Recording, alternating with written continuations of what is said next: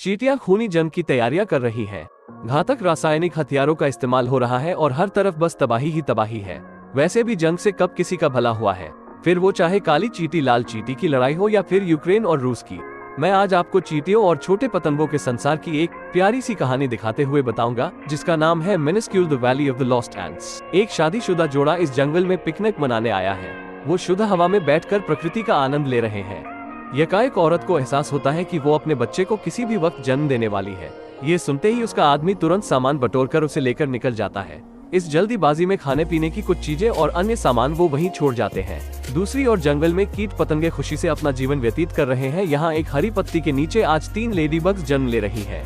तीनों नीचे पत्थर पर आकर गिरती है। जहाँ उनके मम्मी पापा उन्हें उड़कर देखने आते हैं, वो अपने नवजात बच्चों को पंख फैलाकर उड़ना सिखाते हैं। लेकिन आँख खुलते ही उड़ना कहाँ आसान होने वाला था। माता पिता का अनुसरण करते हुए जल्द ही तीनों बच्चियां उड़ना सीख जाती हैं। पूरा परिवार खुशी से घास के ऊपर से उड़ते हुए नदी को पार करते हुए नाचते गाते जा रहा था कि तभी उनमें से एक बच्ची को झाड़ियों में से किसी के बेतहाशा हंसने की आवाज सुनाई देती है। ये उसकी हम उम्र मक्खी है जो लगातार उस पर हंस रही है। वो उस हंसती हुई मक्खी का पीछा करते हुए अपने परिवार से दूर जंगल में सैकड़ों सेंटीमीटर आगे निकल आई है। मक्खी एक ठूंठ पर जाकर बैठ जाती है और लेडी बग ठीक उसके बगल में उतरती है। वो उससे पूछना चाहती थी कि क्या ऐसी बात है जो वो उस पर हंस रही है, लेकिन तभी 4 बड़ी मक्खियां आकर उसे घेर लेती हैं। वो उस पर बड़ी क्रूरता से भिन्नाती है। अब डरी सहमी लेडी बग वहाँ से भागने की कोशिश करती है, लेकिन दुष्ट मक्खियां उसका पीछा करने लगती है। इस भागाभागी में लेडी बग एक पत्थर से टकराकर एक दरार में गिर जाती है। उसके 2 पंखों में से एक पंख टूट गया है। अब मक्खियां कुछ देर उसके ऊपर चक्कर लगाती हैं और फिर वहां से चली जाती हैं। अब लेडीबग को होश आता है तो वो एक बार फिर से उड़ने का प्रयास करती है, लेकिन एक पंख से उड़ना बड़ा मुश्किल काम है। अब शाम हो चुकी है और बारिश होने लगी है। अब लेडीबग चलकर दरार से बाहर निकलती है और मदद के लिए किसी को पुकारती है। अकेली बेचारी खुले में यहाँ वहाँ घूमती है एक सुरक्षित आश्रय की तलाश में। वो उन पति पत्नी के द्वारा छोड़े गए चीनी के डब्बे में घुस जाती है और वहीं पर सारी रात गुजारती है। अब सुबह उठते ही उसे भन भन की आवाजें सुनाई देती हैं। वो बॉक्स के बाहर झांकती है तो बाहर उसे अनगिनत कीड़े दिखाई देते हैं, जो इंसानों द्वारा छोड़े खाद्य पदार्थों को अपने अपने घरों में लेकर जा रहे थे। मक्खियां चिप्स उड़ाकर ले जा रही थी। अन्य कीड़े स्नैक और माचिस की डिबिया के लिए आपस में लड़ रहे थे। अब वहीं से एक काली चींटियों का झुंड गुजर रहा था कि तभी आगे चल रहे उनके मुखिया को चीनी की सुगंध सुंघाई देती है। वो चीनी के डब्बे की तरफ बढ़ता है। उसे अपनी तरफ आता देख लेडी बग डर के जल्दी से बॉक्स के अंदर छिप जाती है। चीनी के लालच में अंधे मुखिया को लेडी बग दिखाई ही नहीं पड़ती। वो चीनी को थोड़ा सा चखता है और मदहोश होकर उछलने लगता है। उसने अपनी जंगल की जिंदगी में इतनी मीठी चीज पहले कभी नहीं चखी थी। वो बाकी चींटियों को सब कुछ छोड़ छाड़ कर बॉक्स की तरफ आने को कहता है। मुखिया के आदेश का पालन करते हुए सब इकट्ठी होकर बॉक्स को उठाती है और इसे अपने किले की तरफ लेकर चल पड़ती है। अब इसमें बैठी लेडी बग को भी ना चाहते हुए इस सफर का हिस्सा बनना पड़ता है। अब जाते हुए चींटियां बॉक्स को टेढ़ा कर देती है, जिससे एक सुगर क्यूब लेडी बग के ऊपर आ गिरता है। वो उसे हाथों से पकड़कर रोकने की कोशिश करती है, लेकिन तभी अचानक चींटियों के हाथों से बॉक्स नीचे गिर जाता है और लेडी बग बॉक्स से निकलकर बाहर आ जाती है। चींटियां बॉक्स से बाहर निकली चीनी को बॉक्स के अंदर डालने के काम में लग जाती है। तभी उनकी नजर वहीं पड़ी लेडी बग पर जाती है। वो उसका हाल चाल पूछने जाती है, लेकिन तभी एक गिरगिट वहां आकर इन्हें देख लेती है। सारी चींटियां दहशत में चीनी के टुकड़ों के पीछे जाकर छुप जाती है। गिरगिट मुखिया के बिल्कुल नजदीक पहुंच जाती है। वो उसे बस खाने ही वाली थी कि तभी लेडी बग को एक आइडिया सूझता है।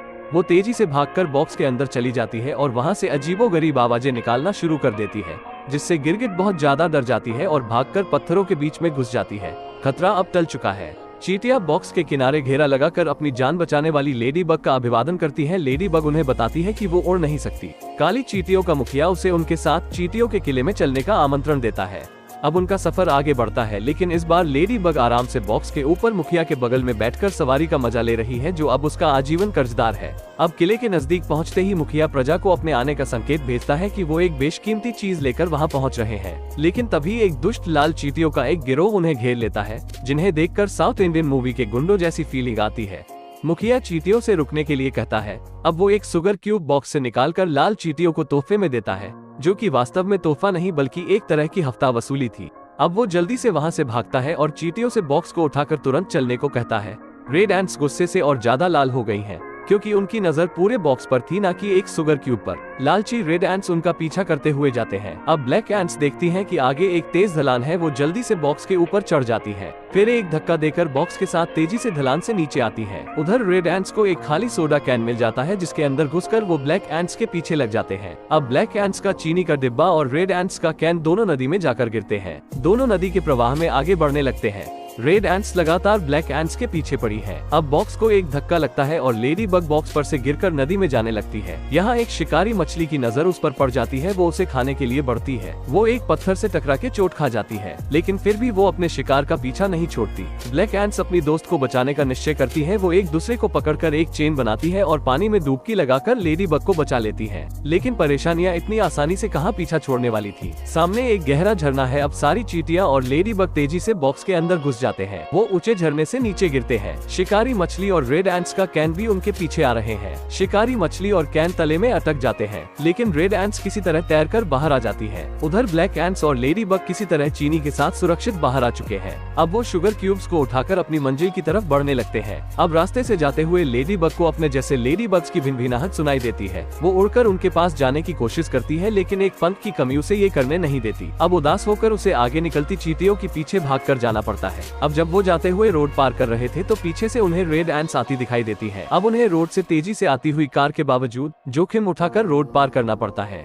अब रेड एंट्स का लीडर तुरंत उनका पीछा करने का आदेश जारी करता है, लेकिन रेड एंट्स डर के मारे वहीं रुके रहते हैं। ब्लैक एंट्स किसी तरह खुद को कार के नीचे आने से बचा लेती है और जल्दी ही वो अपने किले तक पहुंच जाती है। लेडी बग भी उनके साथ अंदर चली जाती है। यहाँ हर कोई अपने काम में व्यस्त है। हर चींटी रानी को कोई न कोई भेंट ला करके देती है। अगर वो भेंट से संतुष्ट होती है तो एक अंडा दे देती है, लेकिन जैसे ही उसे चीनी भेंट की जाती है उसे ऐसे परम आनंद की प्राप्ति होती है कि वो तुरंत ही सैकड़ों की संख्या में अंडे देने लगती है। उधर रेड एंट्स का मुखिया ब्लैक एंट्स के किले को देख लेता है। वो आग बबूला होकर अपनी लाल रानी को खबर देने जाता है। रानी रेड एंट्स को युद्ध की तैयारियां करने का आदेश देती है। रेड एंट्स बिना वक्त गवाए ब्लैक एंट्स के ठिकाने की तरफ धावा बोल देते हैं। वो हथियारों, अखरोटों, पत्थरों, गुलेल और यहाँ तक कि कीड़े मारने के स्प्रे तक से लैस है। रात का वक्त है। सभी ब्लैक एंट्स और लेडी बग सोए हुए हैं। लेडी बग सपना देखती है कि वो और उसका परिवार घास के मैदान के ऊपर से उड़ते हुए जा रहे हैं। तभी अचानक लेडी बग की नींद खुल जाती है। वो किले के बिल्कुल ऊपर चली जाती है। वो देखती है कि अब उसका दूसरा पंख भी लगभग पूरा उगाया है और अब जल्दी ही वो उड़ पाएगी। वो खुशी से झूमती है। अब किसी तेज भिनभिनाहट की आवाज से ब्लैक एंट्स की नींद सुबह जल्दी खुल जाती है। वो देखते हैं कि अनगिनत रेड एंट्स उनके किले की तरफ बढ़ती आ रही है और उन्होंने लड़ाई के लिए अपने हथियार तैयार कर लिए हैं। अब ब्लैक एंट्स के किले पर गोले गिरने लगे हैं।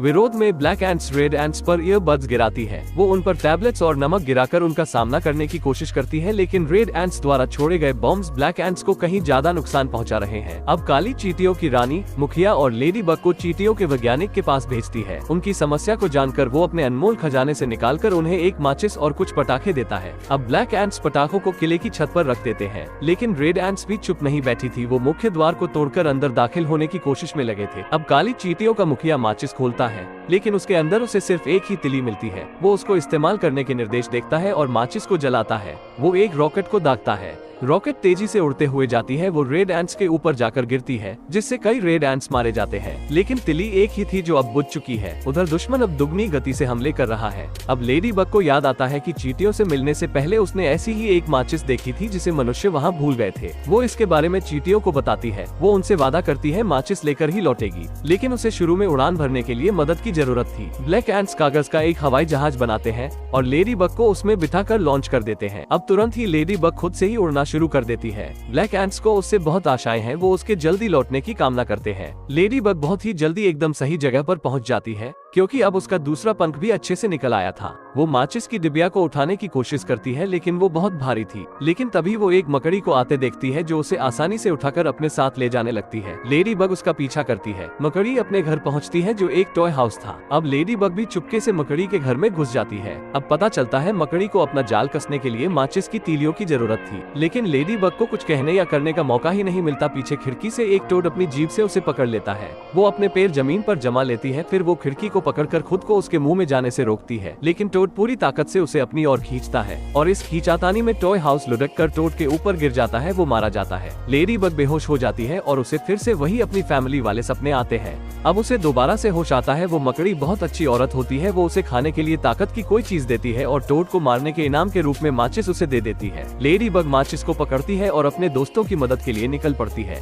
रास्ते में उसे बदमाश मक्खियों के हंसने की आवाजें आती है। वो देखती है कि मक्खियाँ एक और लेडी बग को परेशान कर रही हैं। वो माचिस को वहीं छोड़ देती है और मक्खियों से निपटने जाती है। वो उनका ध्यान अपनी ओर खींचती है। वो उन्हें अपने पीछे पीछे हाईवे की तरफ ले जाती है। एक तेज रफ्तार कार हाईवे से गुजर रही थी। लेडी बग तेजी से कार की तरफ बढ़ती है और गुलाम के आमिर खान की तरह एन मौके पर साइड हो जाती है और उसके पीछे आ रही बदमाश मक्खियां कार की हेडलाइट से टकराकर वहीं ढेर हो जाती है। अब वो उस मक्खियों द्वारा सताई गई लेडी बग के पास वापस जाती है, उसे गले लगाती है और उससे वापस आकर मिलने का वादा करती है। अब वो वापस से माचिस की डिबिया को उठाकर काली चींटियों के किले पर पहुंचती है, जिसे रेड एंट्स काफी नुकसान पहुंचा चुकी थी। वो रेड एंट्स की सेना के ऊपर से उड़ते हुए किले की छत पर पहुंचती है। उसके दोस्त उसे माचिस के साथ देखकर बहुत खुश हो जाते हैं। अब ब्लैक एंट्स माचिस की तीलियां जलाकर सारे रॉकेट्स को दाग देते हैं। भारी संख्या में रॉकेट्स उड़कर रेड एंट्स पर गिरते हैं और धमाके ही धमाके होते हैं। एक रॉकेट सीधे रेड एंट्स के टैंक पर गिरता है, जिससे एक बहुत बड़ा धमाका होता है। रेड एंट्स को भागने के लिए मजबूर होना पड़ता है। रेड एंट्स ने अपनी हार स्वीकार कर ली है, लेकिन चींटियों के किले को चारों ओर से आग ने घेर लिया है और काली चींटियां और उनकी रानी अंदर मुख्य कक्ष में छुपे हैं। तभी उन्हें एक अजीब सी तेज आवाज सुनाई देती है। ये एक हवाई जहाज है जो चींटियों के किले के ऊपर से उड़ते हुए जाता है और आग बुझाते हुए निकल जाता है। आग बुझ जाती है, लेकिन साथ ही उनका पूरा किला भी ढह जाता है। अब बची हुई चींटियां और रानी मलबे से निकलकर बाहर आ जाते हैं। कुछ समय बीता है। लेडी बग अब बड़ी हो गई है और वो अपने दोस्त के साथ रहती है, जिसे उसने मक्खियों से बचाया था। आज वो 5 बच्चों की माँ है। वो उन्हें उड़ना सिखाती है। लेडी बग और उसके बच्चे मजे से घास के ऊपर से उड़ते हुए जाते हैं और खुशियां मनाते हैं। उधर मेहनती काली चींटियों ने फिर से अपना किला बना लिया है, लेकिन लेडी बग अपने दोस्त को नहीं भूली है। वो कभी कभी उससे मिलने उसके पास आती है। वो जब भी मिलते हैं घंटों बैठकर बातें करते हैं।